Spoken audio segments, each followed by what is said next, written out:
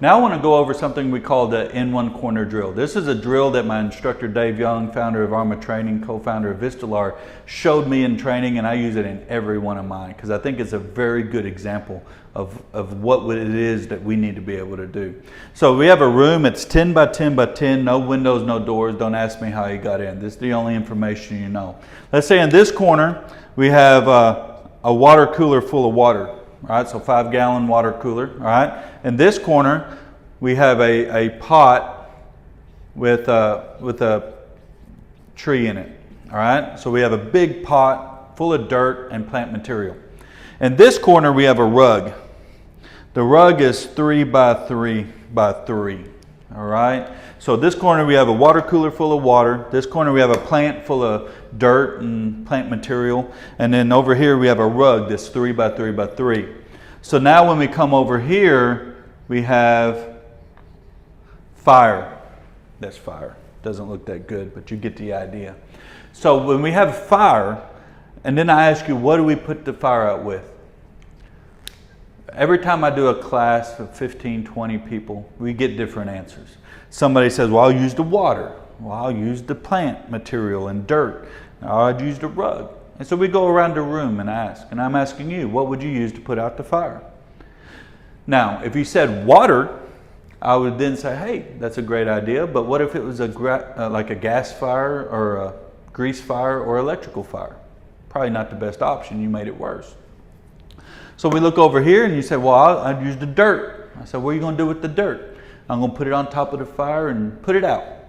That's all great, but how are you going to get that dirt to the fire? Are you going to scoop it? Are you going to try to pick up that big heavy pot? And even if you did, how close would you have to be to the fire to be able to do that? The fire might be too hot to do that. So that might not be the best option.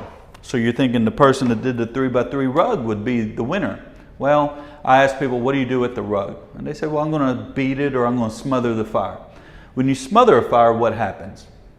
Yep, you smother it. And when you smother it, you get smoke. How big's our room? 10 by 10 by 10, no windows or doors. So then you die of smoke inhalation. So what's really the answer? The answer is number one, I'm going to grab the dirt and throw it around the fire to keep it from spreading. That's really what dirt is for. Dirt is to keep the fire isolated and keep it from getting further out.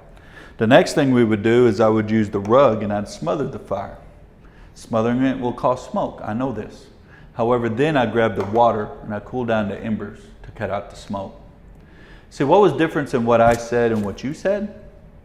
It was how I used the same ingredients, but I put them in a different order to get the best possible outcome.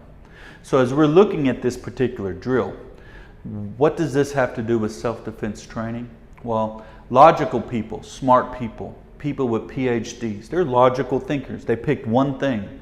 However, when that one thing failed, the consequences was they died.